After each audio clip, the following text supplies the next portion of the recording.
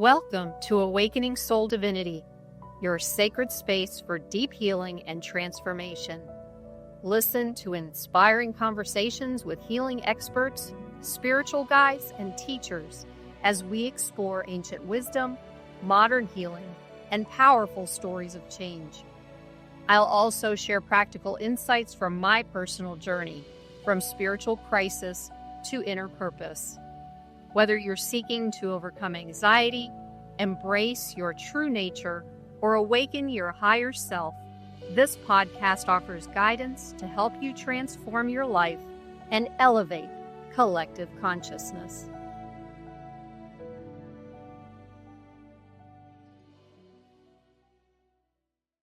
Hey everyone, I'm Caroline Rena, and welcome to the Awakening Soul Divinity podcast. And I'm really excited to have you guys here today. I have a very special guest, someone who is near and dear to my heart, and I really wanted to share her heart with you. And I'm so happy. Welcome, Angie. I'm really excited that you decided to join me on this journey. Thank you so much for being here. Yeah. So we'll start. I think we're going to start the conversation off with tell us about the kind of work you do and or are being led to do, and how does that relate to our awakening and what's going on right now in the world? Okay, well, I'm a licensed mental health counselor, and I specialize in treating complex trauma and attachment wounds, and also do some consulting for a first responder and veteran programs.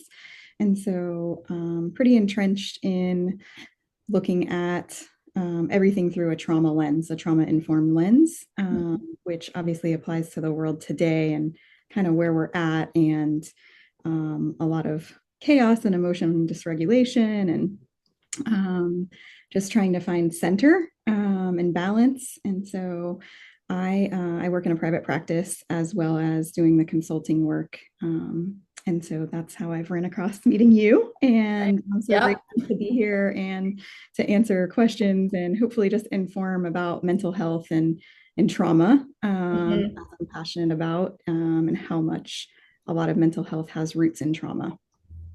Yeah, and I'm glad you said that because, and just to give you a little bit of a backstory, to give the audience a backstory, I actually met Angie through a group that we'll discuss a little bit later, as a veteran myself, and the work she does with horses as well that are on her farm with the veterans. And you can go more into that later.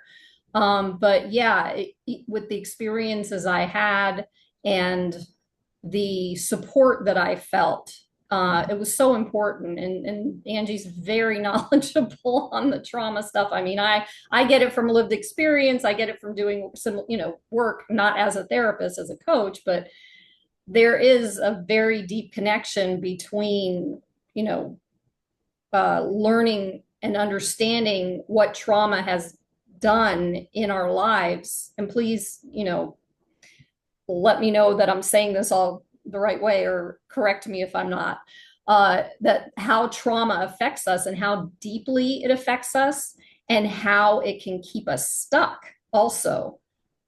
So I feel like that's a huge, do you want to expound on that a little bit, just a bit? So, I mean, not to get too like nerd brain techie, but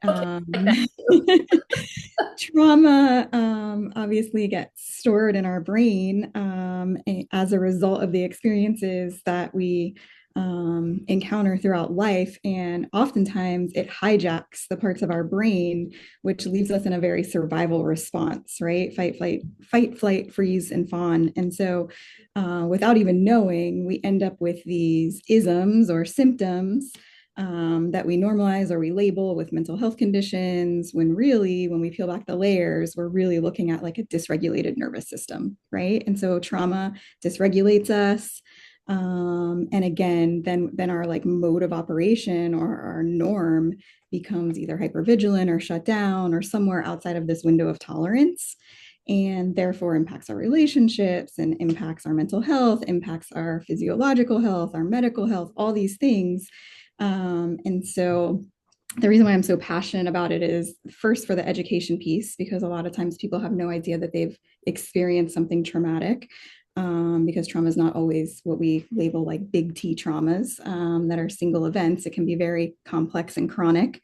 And so helping people to understand why their system is dysregulated and then peel back the layers to identify, oh, these are the reasons based on X, Y, and Z from childhood all the way through life. And then it's so hopeful because we can rewire and reprogram, and our brain is so malleable. Once we identify that these things aren't working for us or they're causing us harm, then we can reprogram and recircuit and live happy, whole, well-adjusted lives. And so I know oftentimes people think like, why would you want to work with such a chronic population? But for me, it's like so liberating, and there's so much wellness and healing that can happen when people are willing to get uncomfortable.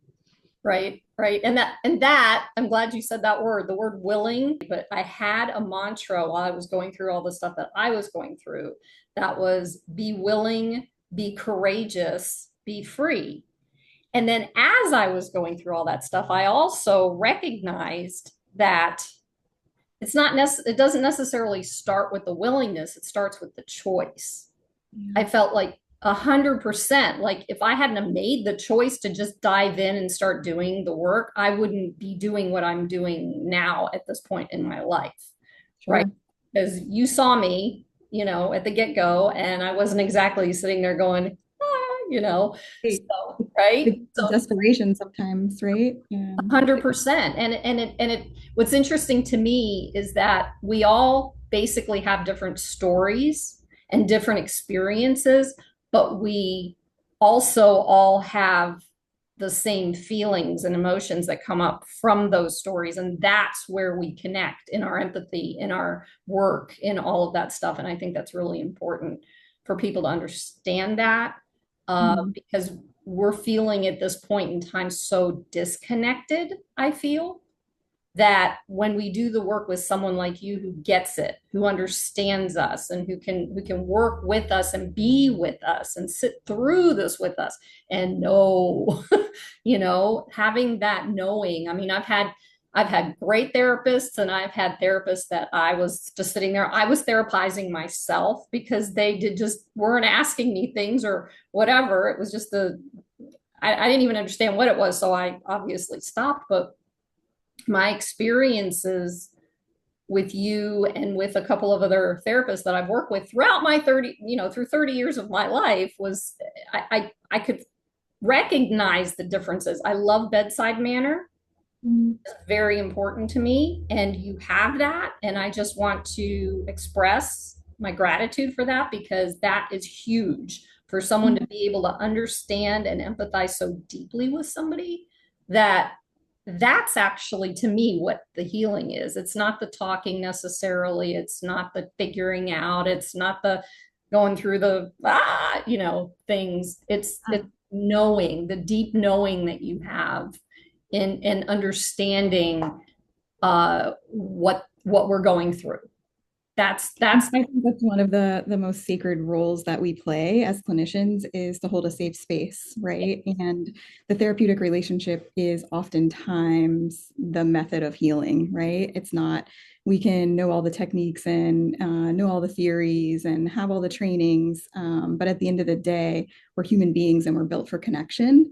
Mhm. Um, and we have to trust and find safety to be able to heal. Yep.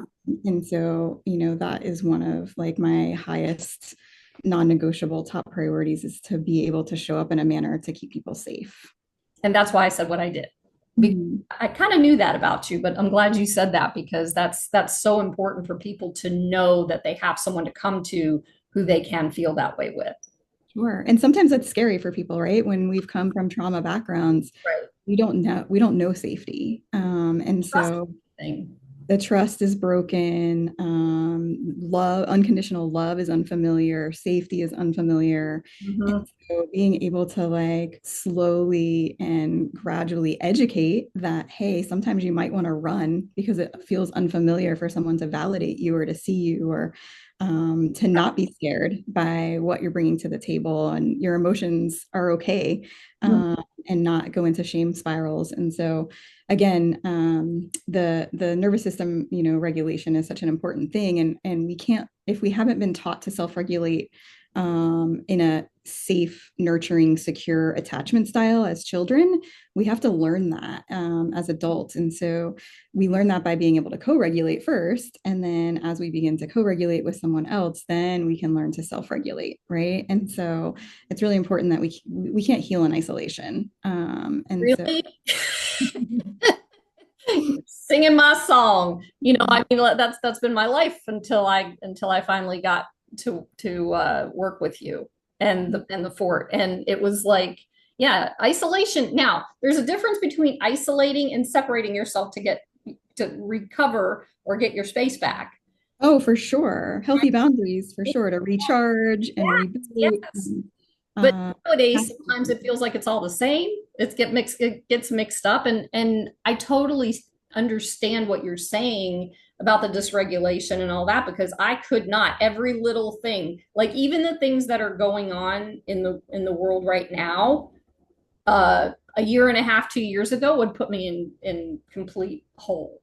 And Sure, because everything is coming through a lens of threat, right? And so our nervous system it's a radar. It's constantly scanning and looking for, it wants to keep us safe, right? So it's trying to do its job.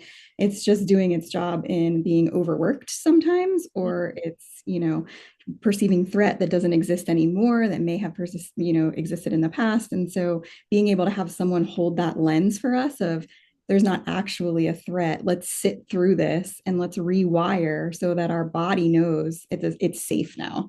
And yes, then we're able to do that, little by little, we start to rewire those circuits. And all of a sudden, we're like, oh, we can go into a store. Oh, we can hear a loud noise. Oh, we can, all the things that used to like send us over the edge now are, we're still going to obviously hear them and see them, and our five senses are still going to work. They just don't dysregulate us. So I mean, yeah, and agreed. And it was like personally high big noises and all that kind of stuff. It's a literal reaction and yeah, and not it robs you of living. right. Exactly, and that's what it did.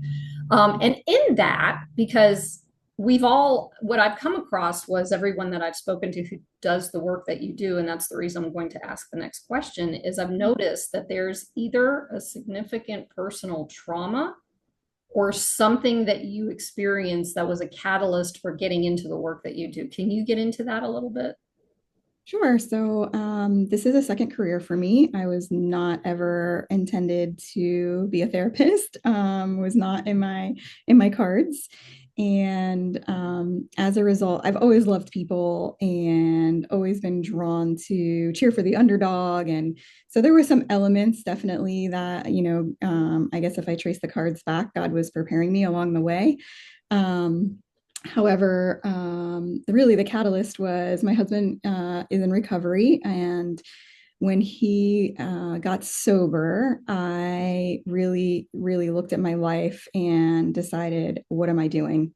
And at that point, I was encouraged or inspired to go back to school. And so I did, and it was a long journey, totally pivoted to a totally different field. And along that journey, also engaged in my own healing and therapy. And when I started peeling back the layers of my own life, saw exactly, well, I didn't see exactly at first, but someone else helped me to reveal the layers of why I tick the way I tick, right? And so my dad's a first responder, and Mm. I grew up in a home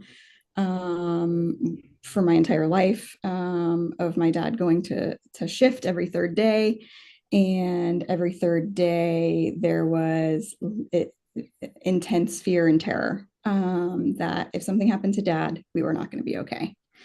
And so I didn't know that. I just knew that I was a very parentified young child who always was hyper responsible, hyper independent, very perfectionistic. And so when I started to realize where all this had come from and how this had played out and why I operated the way I operated, it was very enlightening. I'm not going to say that it was easy because there was a lot of rewiring to do. But yes, that's that journey. So it was something very painful in my life, my husband's addiction, that spawned it, and then in that allowed me to do my own work, which then also let me reflect on, okay, like trauma is very insidious, and it doesn't always show up as a big T, right? And so it was chronic for me. And so looking at those and then wanting to be a different mom for my kids. Yeah, that's a good catalyst right there. Yeah. That's Yeah. understandable. And it's interesting that you brought up the big T. There's a little T, by the way. Yeah. And for those the audience who's listening, it's the thing is that when we hear someone go through their experience, somehow there's a connect that it leads to connection. It leads to, oh, well, if they can get through this kind of thing, maybe I can too. And Yeah. that's one of the reasons why I do this podcast, because I want people to see that, every week you've got someone in front of you who has broken through some kind of something in their life, and then as a result are out there helping other people or guiding other people through what they're going through, because they know what it felt like. So, and that's important. That's where the bedside manner piece comes in, and the understanding and the connection and the empathy and all that. And I feel like our brains are wired for empathy anyway. The mirror neurons, tell me if I'm wrong, the things I've looked at, but the mirror neurons are not just to actually help us heal, which we've talked about before, but they're also to help us empathize. and Sure. and there's something, it's interesting, the disconnect of these neurons or whatever for in certain populations where they can't empathize. And I'm wondering what that, because that's an obvious thing that's going on right now. Can you give any kind of a explanation of what that is? Or Well, I mean, I think it all goes back to attachment, right? So when we look at the work of, Bowlby and these, people that have done lots and lots of research on attachment wounds and how attachment starts in the womb, based on, mom's attachment style. And then obviously once, we enter the world, then, primary caregivers, typically mom or dad, and both of, if we have, people that are already have insecure attachments and we're a child born into that environment, it's very unlikely that we're coming out secure, right? Because they don't possess those abilities, they don't possess those characteristics to be able to instill in us. And so as a baby, we need eye contact, we need facial expression, we need nurture, all these things that if someone's not equipped to give them to us, physical touch, all these things, then yes, we're coming out into the world already with an insecure attachment, is definitely a factor in the empathy that we have or don't have. Mhm. And so emotional intelligence is learned, right? And so we're, unlike IQ, which is pretty genetic and biological, emotional intelligence has to be learned. And so if we don't have good models for that, then we're going to come up short. And what we're seeing is that there are a lot of ill-equipped, and not everyone. The numbers are so small in terms of people that actually heal and get well and work on themselves versus continue to live out in different maladaptive coping skills and dysfunction. And so it's an intentional thing that we have to be healthy in order to give our children healthy behaviors, and emotional intelligence, empathy being one of those things. So we live in a very selfish, self-consumed, fast-paced world. Well, and then also too, though, I don't feel, and what came to me when you were saying that was, like, I remember watching a podcast a few years ago with Oprah Winfrey and somebody about the book that she, and there's a psychiatrist that she wrote it with. I can't remember the name of it. Oh, I know it didn't. why did this happen to me, or what's wrong with you? I always forget the name. I'll probably put it in the notes or whatever.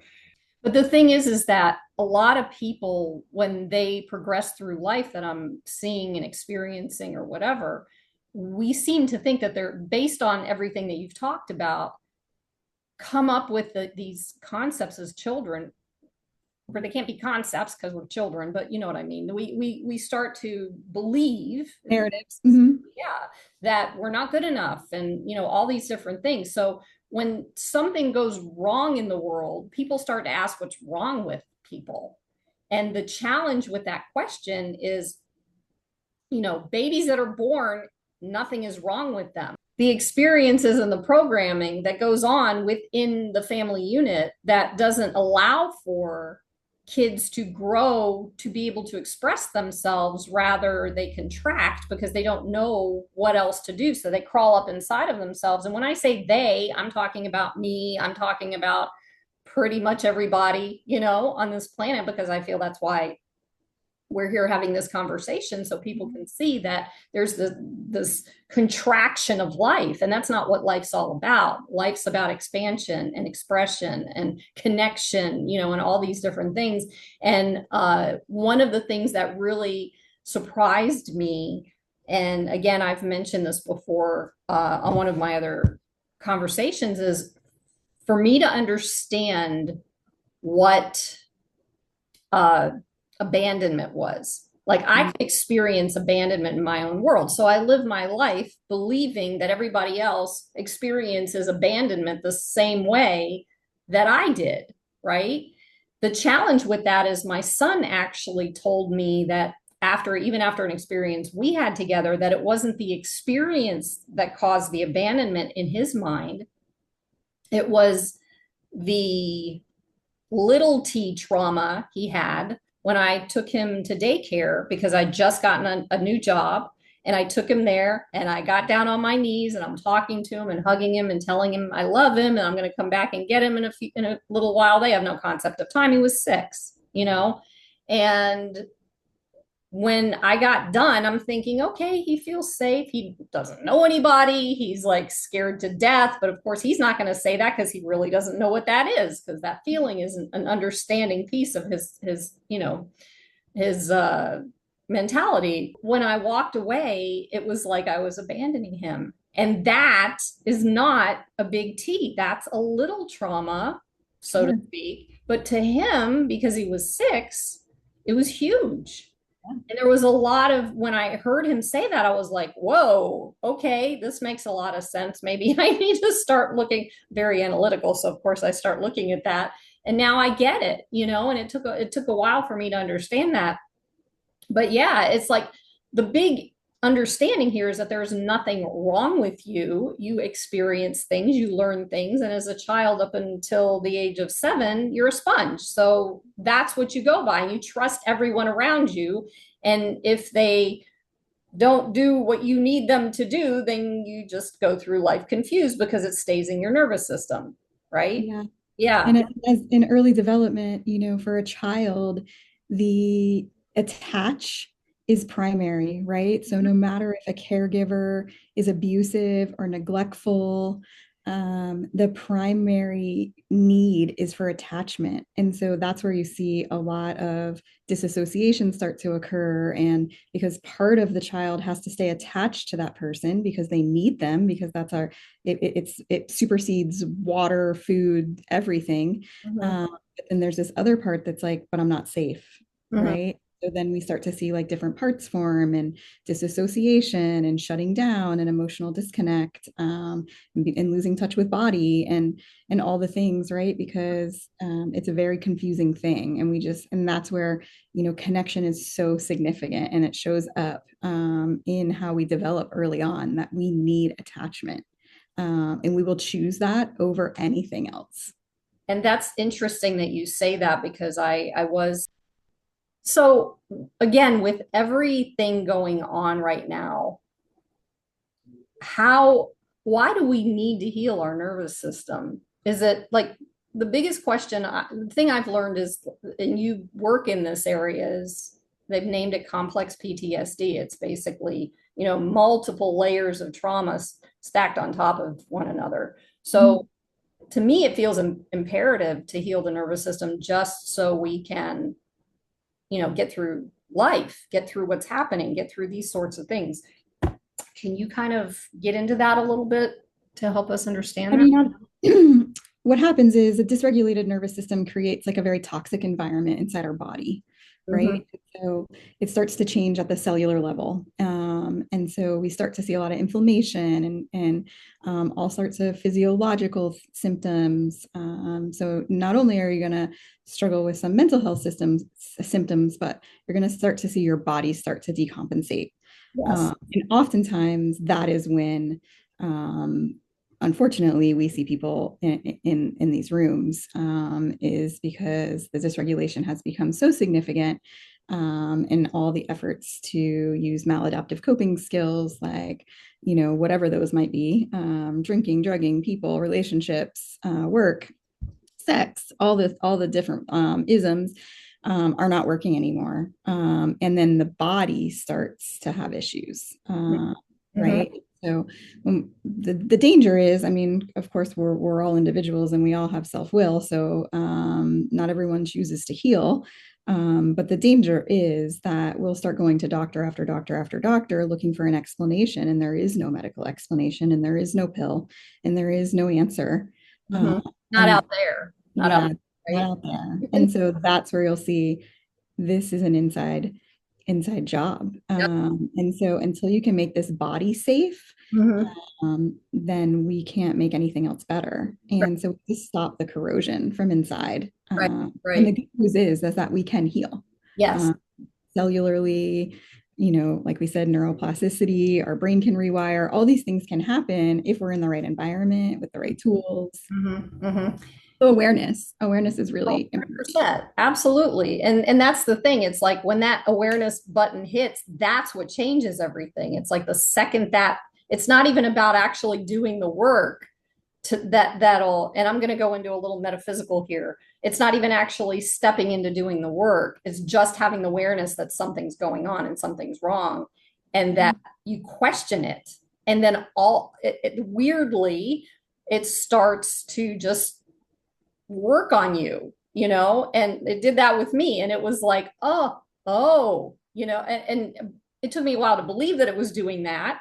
However, it was still doing it. And so I got little by little, I started to understand what that was.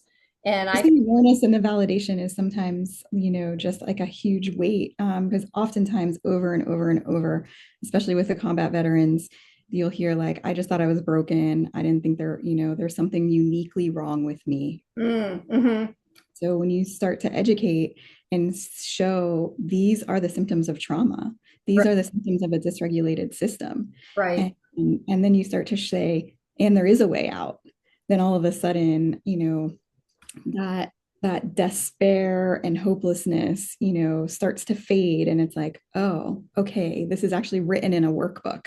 This is actually, there's books and books and books and books, and there's modalities, and there's all these resources, and so it become, the light starts to shine again, which is really again like, it's it's maddening that we have to suffer so much Mhm. before we find that.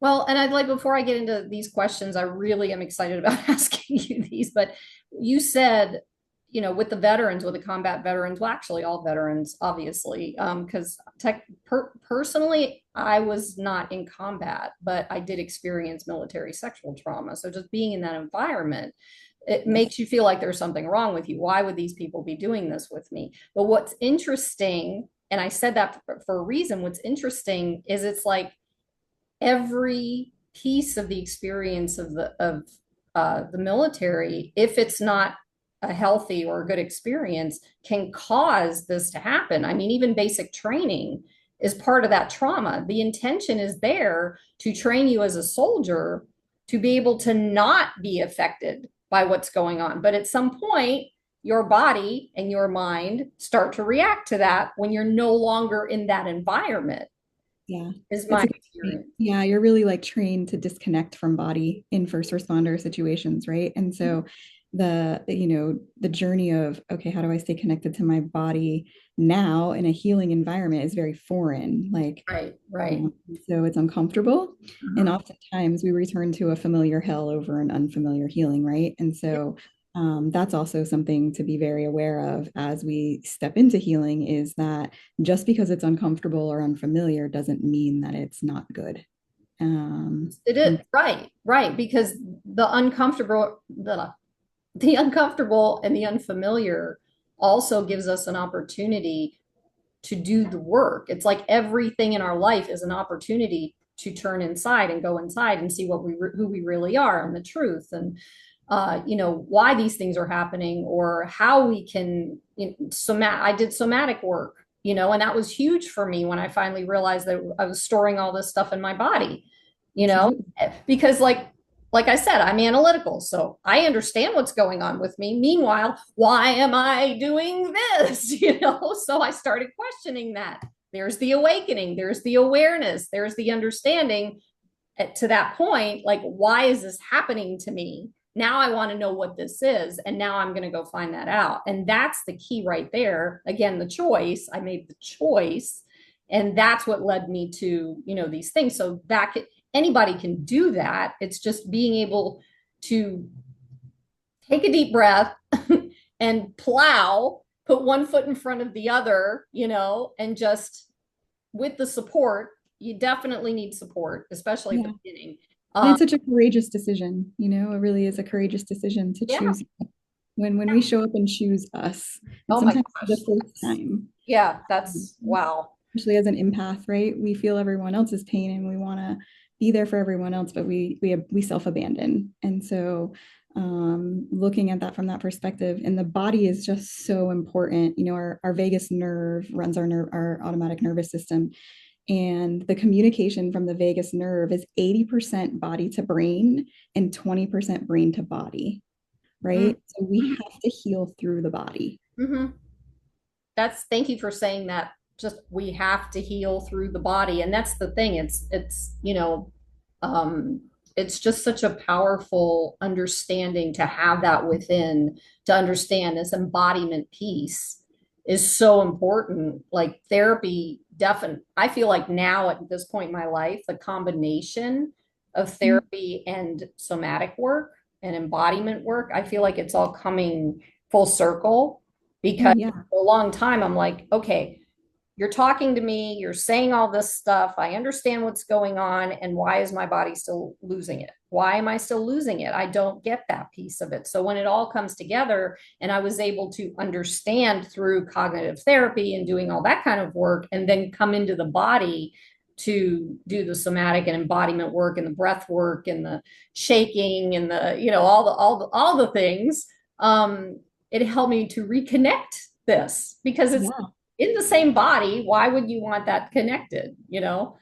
It's mind, body, and spirit, There we go. right? And there's the next question. Good, good, good job. All right. So you did mention to me at one point that healing transforms when all these elements are incorporated, mind, body, and spirit. Can you go a little bit deeper into what that means for our listeners? So again, trauma is stored in the body. And so if we're only treating mental, and we're only treating basically like one side of the brain as well, right? And so we have a logical side of the brain and we have an emotional side of the brain. And so one of the modalities that I utilize in trauma therapy is EMDR, and EMDR is just a bilateral working of engaging left brain and right brain so that we can take cognition and access emotion and begin to like use the cognition in our thinking brain to be able to settle down the emotional brain, because in trauma the emotional brain gets hijacked, right? Which is why we have so much hypervigilance and we have so much dysregulation. So with that being said, all of the work is being looking at, okay, where is my body, where is my mind, where is my soul, like, right? And so there's so many pieces to us, and being able to know that we live in a world that we don't control everything. We don't make the sunrise and the sunset. We don't, make the tide come in and out. There is something bigger than us. And so coming from that perspective as well, whatever that looks like for people's individual spiritualities, but being mindful of spirituality is a huge part of, we're a part of nature. How do we connect? What is our place in this world? Mhm. And so, yeah, looking at it from all those dimensions allows for optimal wellness, right? So we can find some healing by just looking at one piece here and one piece there. But if we really want to optimally heal, and really, find that whole like cellular change within, it's about looking at all of those pieces. Yeah, yeah. And then also too, there's a part in there where it not only like a lot of us will focus, we have this one thing going on with a relationship. So the point is to fix that.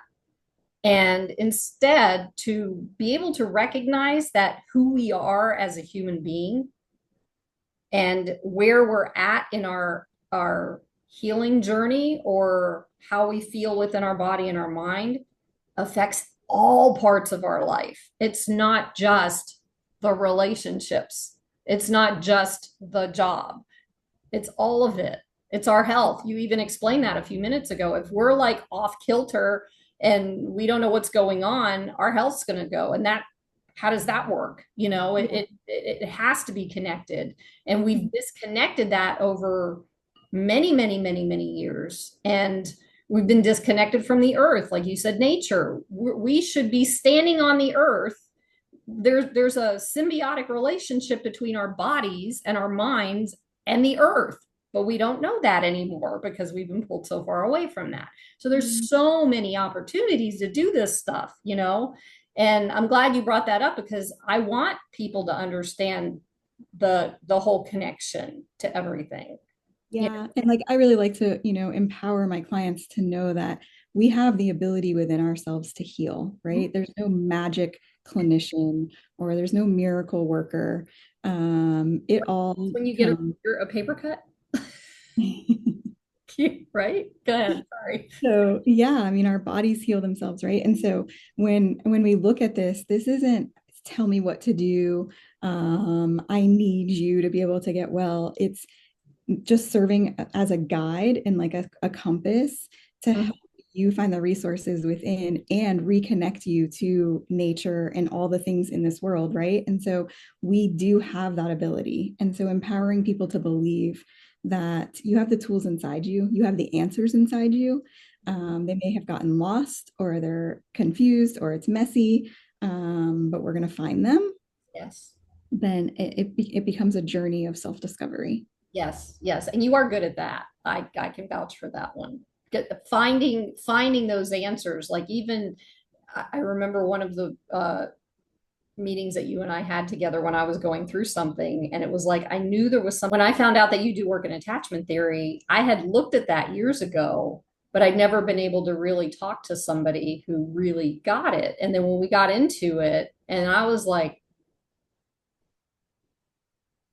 oh, there's my, it's like it starts to make sense. But that's the thing. I feel like it starts in the mind so you can make sense out of it. And then once you're in a more stable understanding of what's going on, it literally helped me to start stepping in deeper into other things because Absolutely.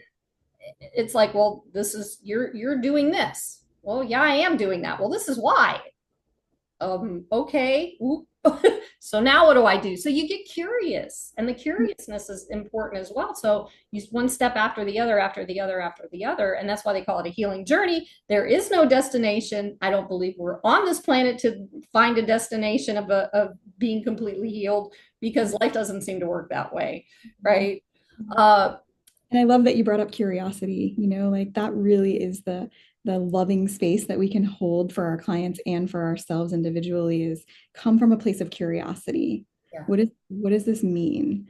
How has this impacted me? When we Yeah. start to get curious about why things have happened, then it has less stigma, it has less negativity. We're able to just look at it from a lens of like, I want to learn, versus, oh, again, something's wrong with me, I'm broken. Right. Help Right. me understand. It helps us to be really empathic listeners. Yeah, yeah, and it also helps us to be gentle with ourselves. Like we're Yeah. so hard on ourselves. We're our own worst enemies. And when we get curious, we're giving ourselves a gift Yeah. A to safe people. space to continue to unravel. Yeah, Yeah, exactly. totally. Exactly. And in that there's this, we heal ourselves and then we can bring that out into the world. We can bring that to other people.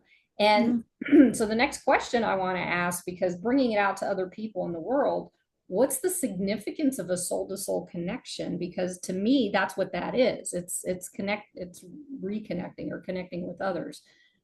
What's that about? Uh, well, I mean, I guess everyone individually would answer that for themselves, right?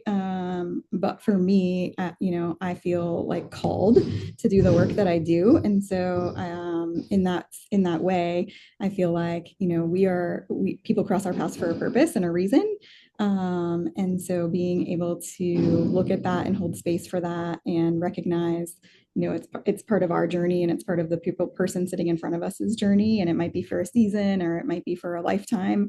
Like the analogy they say, some people are roots, some people are branches, some people are leaves. Leaves shed in season, branches last for a little longer, roots last forever. And so just recognizing that like we live with our hands open, and so whatever comes in gets to come in, and when it wants to leave it can leave.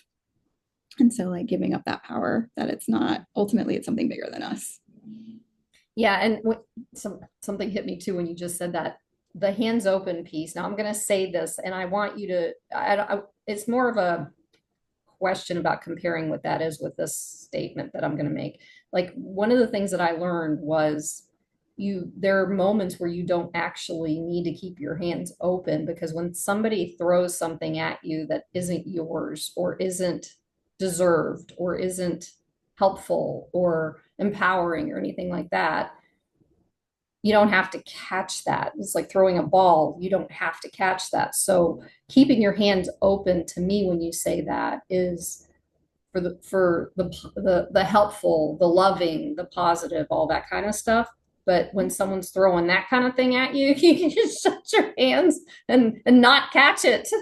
Yeah. Well, it's kind of, take what you like and leave the rest, right? So Yeah. living with our hands open allows things to come and go. And so, right, yeah, if it's not for us, don't absorb it, right? And so that is also part of the healing journey in terms of if we come from childhood trauma, learning how to have healthy boundaries.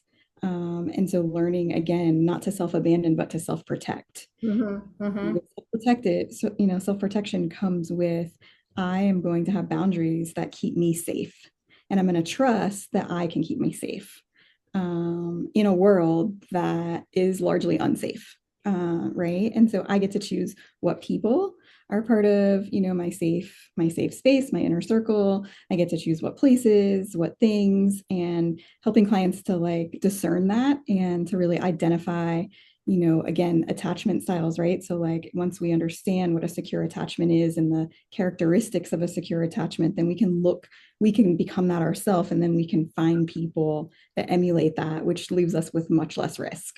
Yeah, yeah, and this kind of leads into my next question, because you were talking earlier about dysregulation.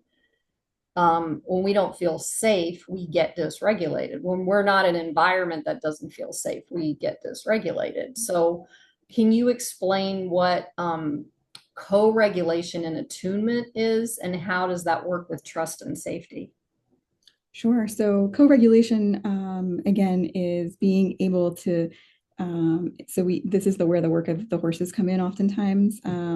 So as social beings and as mammals, we're built for connection, and so we are prey animals, much like the rest of mammals, right? And so, therefore, we look for safety in our social environments, and so we do that by our automatic nervous system detecting threat. Right. And so there'll be, certain attributes that will detect threat. And so teaching clients to be able to like, rather than oftentimes in trauma, we've been taught to ignore that Mm-hmm. because of this primary need to attach, we got dysregulated and we felt unsafe, but that person was the one that put a roof over our head and fed us. So we then learned not to trust ourselves and basically say like, well, that's okay, we got to supersede that feeling because we need to be able to stay in this environment.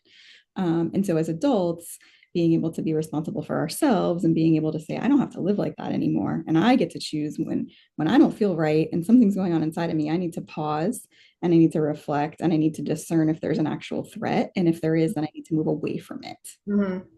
And so going back to Feel with empaths though, if you can throw something in there, because as empaths we don't tend to do that. We're always so concerned with that person outside of us that we don't even pay attention to us. right, again, that's the self-abandonment, Yeah, right? yeah, So really learning that we can be a both and, like we can still be an empath with healthy boundaries. yeah, And so it's a challenge, yeah. um, for sure, but looking at our safety first. And so really, again, coming from that self-protection, self-care model, relabeling what might have been labeled selfish or self-centered or not caring for others or unconditional love, all these things, like having unconditional love for ourselves first. And so oftentimes using the horses is a really great modality because it allows you to see how they keep themselves safe. They have a very similar limbic system. And so the limbic system in the brain is where the automatic nervous system is. And so the way that they respond to threat and the way that they're able to go back to regulation very quickly, and take care of themselves and also be in tune to those without verbal, right? They don't speak like we do. And so it's all about body language and it's all about perception of the environment. And so they can really be a great mirror for us. This past weekend, I did a writing group at a horse farm for Halt. I don't know if you know who they are. And I had a couple of guys from Fort Freedom there. And while we were there, and we'll get into Fort Freedom in a moment, but while we were there was a moment where one of the horses, it was close to the end and we went over time and the whole thing, it was a beta test. So we were just trying to figure all this stuff out. And one of the horses that had already been, causing fun, so to speak, like literally he did one of those tablecloth things where he pulled the tablecloth off and tried to leave everything on I mean, it was insane. And for me, I got to sit there and enjoy it without losing it and making sure everybody else was okay and all this stuff. And I allowed it. But there was one point close to the end where he literally bit the back of my chair and was trying to get me to stand up. And one of the women who was working with me, who works with the horses all the time, she's like, "Is your heart rate going up?" And I was like, I had to think about it because I don't, when I'm so focused on something that I'm doing, I wasn't even paying attention to that. Mm-hmm. And I said, "Yeah, I guess it is." And I'm like, "Oh, maybe I'm hungry." And she said, "Well, horses will pick up on a heart rate when it goes up." So because I wasn't feeling nervous or, scared or anything like that, but when my blood sugar drops, because I haven't eaten anything since 11 o'clock or 10 o'clock in the morning or whatever, and it's already 4:30 in the afternoon or 5, then it's like, oh, that's how perceptive horses are. And he made me Absolutely. get up. And as soon as I got up out of my chair and I walked around for a few seconds, my heart calmed down and he walked away. He did his job, and that was that. And it's like, it's so amazing to me how perceptive they are. I think that's important. And to be able to pay attention to what the horses are doing around you and learning what that means, because it actually helps you to understand yourself better. And It goes back to the curiosity, right? Of like, yeah, okay, well, what is that representing inside of me? exactly, Is exactly. there a message that they're communicating to me? Is there something they're perceiving from me? Are they representing something? And so I love it's such an organic way for, again, self-discovery, because if you just come from a place of curiosity, whatever's supposed to come up will come up. Oh, it came up. It came up. And it's better to have someone there who understands horses, who can explain how to do that between the human and the horse. Because if she hadn't have said anything, I would have been like, I would have kept going. I would have been like, "Dad, get away," or It whatever. makes us come back to our body because yes, that is how they communicate and they perceive heart rate, breathing, all the things because it's survival. And Yeah, so they want to keep themselves safe. yeah, yeah, Yeah, horses, I believe it's about a 4 foot circumference that they can sense heart rate variability through like an electromagnetic field so that is again a way for them to know if something's regulated or dysregulated to be able to perceive if there's threat. mm-hmm, mm-hmm. And that, like, this blows me away. So on that, I want to add one more question about what you do because this is how we met. As part of Fort Freedom's in Jupiter, Florida. It's a 501(c)(3) that helps veterans who are going through either they're combat veterans, they now have female veterans that they bring in. What do they call it? The honor program now. When I was there, I was the first one there, so they had no idea. We were trying to figure everything out. Yeah, Right? guinea pig. And like I'm just trying to get my life straight, and I'm in the middle of like, well, what's going to happen next? And people were like, well, I don't know, we're figuring it out. The So journey. that was an interesting add-on to mine. But anyway, so I asked this because I feel it's important for people to also recognize that we have groups out there for veterans that are helping, and because you are a part of it, and you've kind of given a little bit of an idea of what you're doing with them. But can you tell us a bit more about what you do for them and your experiences with it? With Sure.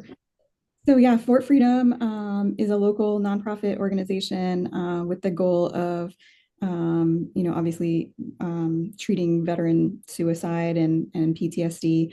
And so there are three branches of Fort Freedom. There's the Fort, which is the in-house 12-week program, and then there's the Honor program, which is for local veterans that are not living or residing in the Fort, but receive the services like ancillary. And then we also offer a virtual program, which is just basically telehealth virtual trauma therapy for veterans all over the country. Can you explain also too, like the in-house is not is they're for a certain group of veterans. It's not because that's one of the things I needed Fort Freedom for, and I couldn't be. Okay, so yeah, the in-house as of now is male specific combat veteran criteria for PTSD. Yeah. And so I am the a trauma therapist that works in their they offer a very optimal wellness program. I guess you would kind of call it a la carte, right? Where they treat all aspects, mind, body, and spirit. And so the trauma therapy piece is my piece in that program, and in working with them, offer EMDR, equine therapy, obviously coming from a trauma informed lens, and so like mind body spirit integration. And the Fort program receives trauma therapy twice a week for the 12 weeks that they're there, and then the honor program and the virtual program is like a once a week trauma therapy.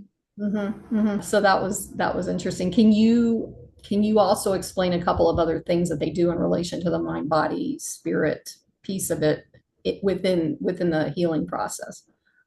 The other services. Yes, please. Okay, so the other services, there's posture therapy, there's PT, there is Reiki, spiritual counseling, massage therapy, yoga, which is super important to incorporate the body. And then they do some things called Pathfinder experiences, I believe every Friday. And so those are like adventures, team building, labyrinths, kayaking, volunteer opportunities within the community. Yeah, I remember those. Those were great. Well, it was all good. So, what's one thing that you learned on your journey that you wish you would have known earlier in life? Hmm. Gosh, that's so loaded. I would probably say, I wish that I had the emotion regulation skills, and that I understood that lots of things that happen in life are not your fault. And people are doing the best job they can, and it doesn't mean anything about you. hmm That's Uh, I love that. I love that. yeah, growing up as a perfectionist was not the least intense track I could have taken. Well, we all seem to be picking those heavy duty tracks. I'm just saying. These next questions I'm going to ask you are the same questions I ask everyone that I talk to. So the first question is, what does awakening mean to you at this time on the planet? Awakening, I would say that comes from a spiritual perspective of gaining like awareness and like a rebirth. Um, Mm, so healing. Yeah.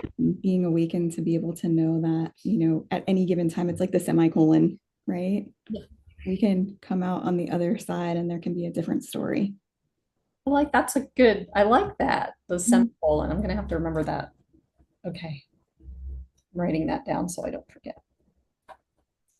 Okay. Next question is what is soul divinity to you? Soul divinity. Okay. So, I mean, obviously, we talked a lot about mind, body, spirit, and that, we're connected at a Mhm. higher level than our own awareness. And then divinity obviously brings in the higher awareness, right? And so being able to like see things from a broader perspective. And I do think when we come from a lens that we're able to take a step back and we're able to see it from even just a third party perspective, it allows us to hold empathy. It Mhm. allows us to remove emotion and allows us to see with a lot more clarity. So I would say, being able to have that space and kind of keep that in mind that we're soul beings and we are just a small little speck in a big, broader spectrum, but we make great impact. And so, I like to say, like, we're the ripples, and, based on the work that we do for ourselves, the ripple effect can be really great. And so, Yeah. Yeah. yeah. Yeah. Wow. That's great. That's it sounds to me because I always say in doing the work you find the truth of who you are and that feels like that truth the way you describe that. Back to center. Mhm. Yeah. Okay. What is God or source? So God for me is God is my higher power, and is the source. And so that is my guiding force. And I always encourage everyone to find what that is for them, right? That we all have unique and individual paths, and we can hold space for whatever that looks like. And so encouraging people to explore that and really, again, look at life that life is bigger than just us. Hmm. Hmm. Yeah. The Native Americans call it the Great Mystery. Mm-hmm. Really don't know. We could sit here and try and figure it all out, but that's why we're human. A guiding force to our values, right? And so all my clients, I encourage them like find your top three non-negotiable values, and that is a guiding force for who you get into relationship with, who you do business with, how you make decisions, everything, right? Because if it doesn't honor your top values, then it's probably not for you. Mhm. Yeah, absolutely. What is unconditional love? One of my favorites. So unconditional love sometimes gets, I think, misconstrued, sometimes from spirituality or from our upbringings. And first and foremost, we need to have unconditional love with ourselves. And so that requires a lot of inner work and a lot of self-forgiveness, right? Yeah. To be on a maintaining basis, because this isn't like a clean house and it stays clean kind of deal. This is a clean house and maintain it.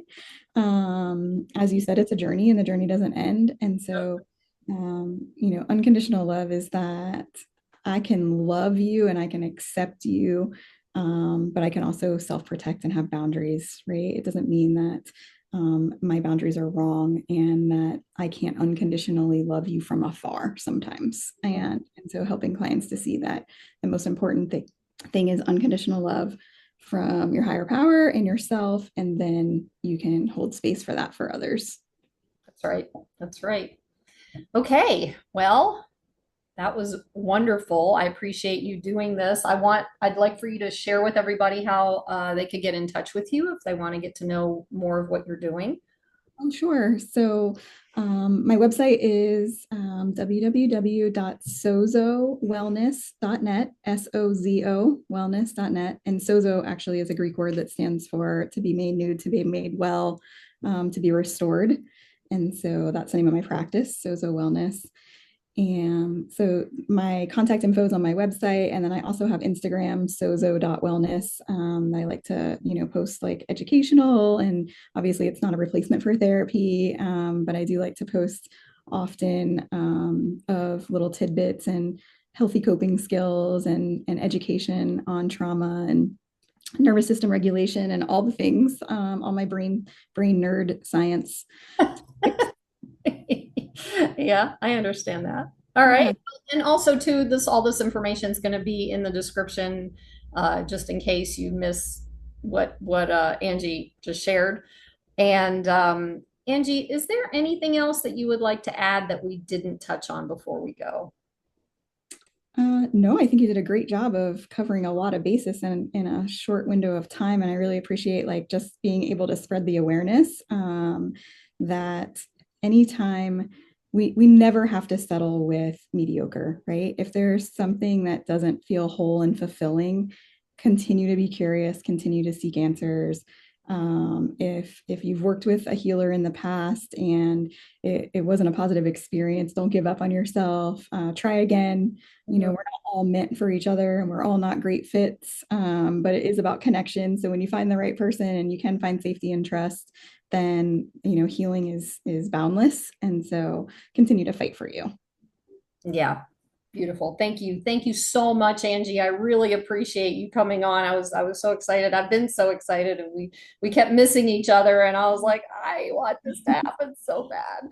Glad But we made it happen. yay, it did. It worked. It worked. Awesome. Thank you so much for what you're doing. Oh, thank you. I appreciate that. And for those of you watching or listening, the audience, you just one moment at a time, keep going, keep being curious, keep wanting to figure out what the truth is about who you are. And thank you so much for being here with us on Awakening Soul Divinity. And everyone have a beautiful day wherever you are.